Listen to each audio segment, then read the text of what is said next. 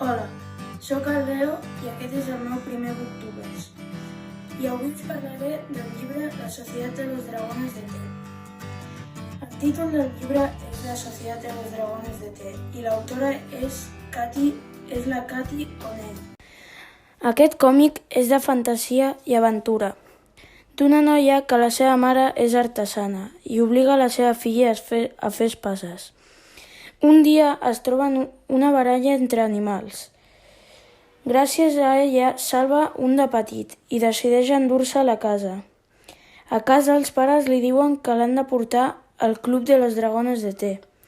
Vols saber quin animal salva? El que més m'ha agradat és el final, que com us podeu imaginar no us ho puc explicar. Fins aquí el meu Booktubers. Espero que us hagi agradat i si escolliu el meu llibre m'expliqueu què us ha semblat. Adeu!